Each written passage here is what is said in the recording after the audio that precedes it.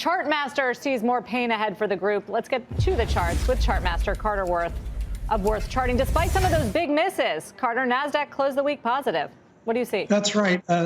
Thanks, Sarah. It was a curious week in the sense that it was basically bad news on the fundamental side for these companies, and yet the price action, it shook off the bad results. And so before we look at the charts, was it a good week or wasn't it for the NASDAQ 100?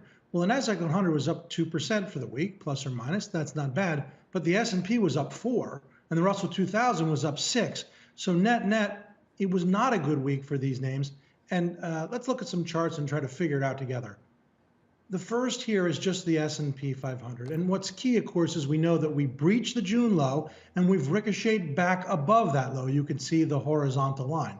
Now, the second chart is, it's a basket. It's the top 5 stocks plotted equal weight. Names everyone knows: Apple, Microsoft, Google, Amazon, and Tesla, representing about 20% of the S&P. And what we have here is we're right at the June low. So this group was holding up better. It didn't breach the way the S&P did.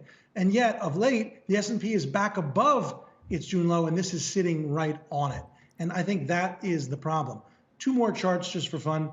The first here of the 2 is a ratio chart. You're simply looking at the NASDAQ 100's relative performance to the S&P.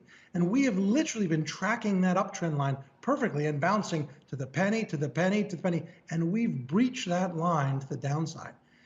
Hold that thought and then look at the same chart going all the way back to the dot-com era. And what we know is that only in the last 12 months was the NASDAQ 100 able to recoup all of its relative losses to the dot-com peak, only to what? Roll over and fail. I think you want to remain underweight this area of the market.